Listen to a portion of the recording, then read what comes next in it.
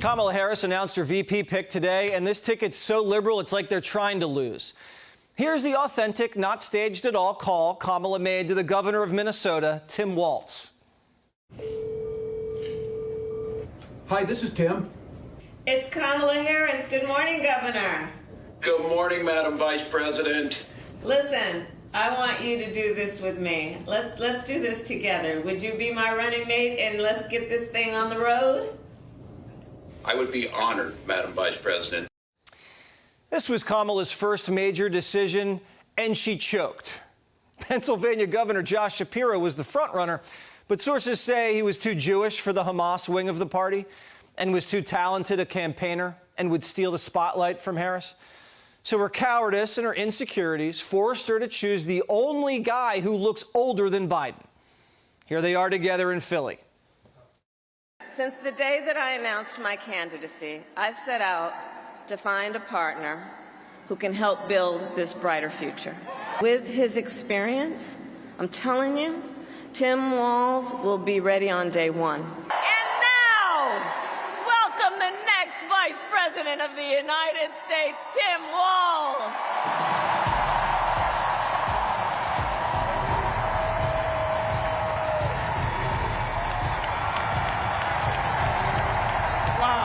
Thank you for bringing back the joy. I couldn't be prouder to be on this ticket and to help Vice President Harris become what we all know is very, very good for us to think about. Next President of the United States of America. So we got 91 days. My God, that's easy.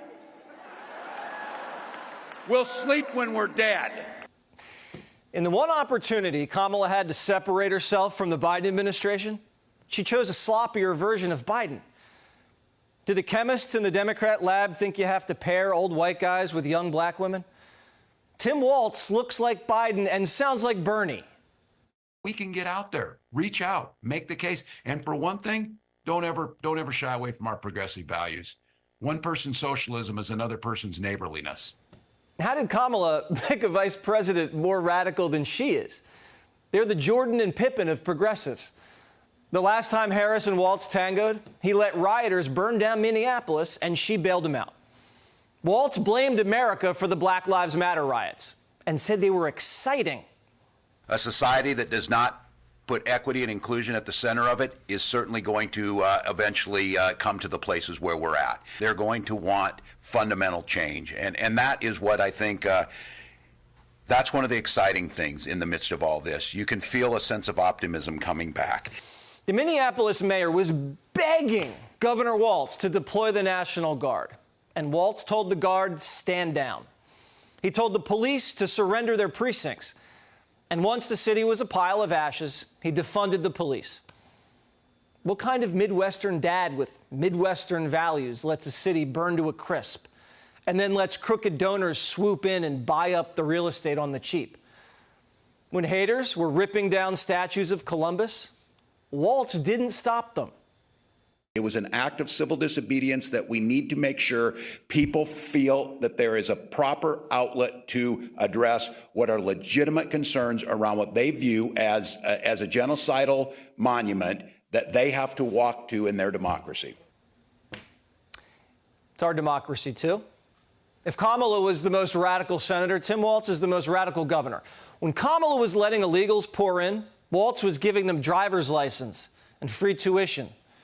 Minnesota's a sanctuary state, and he wants to help make America a sanctuary country. You know, he talks about this wall.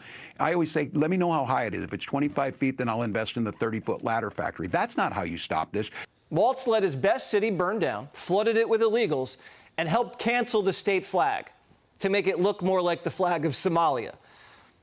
How do we know this guy's crazy? Squad loves him. Omar, AOC, thrilled. Bernie, thrilled. The Democrat Socialists of America, thrilled, offering up an over-the-top endorsement as if Walz was Castro. Dylan's thrilled because Walz turned Minnesota into a sanctuary state for sex change operations for children. No age limits. We want every Minnesotan to grow up feeling safe, valued, protected, celebrated, and free to exist as their authentic versions of themselves. Protecting and supporting access to gender-affirming health care is essential to being a welcoming and supportive state to the community.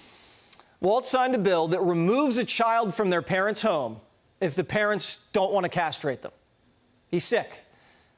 Waltz forced schools to stock tampons in boys' bathrooms. Tampons in 4th grade boys' bathrooms. What a freak. What do boys need tampons for? This guy's not Minnesota nice, he's Minnesota nuts. Minnesota lockdowns were worse than California's.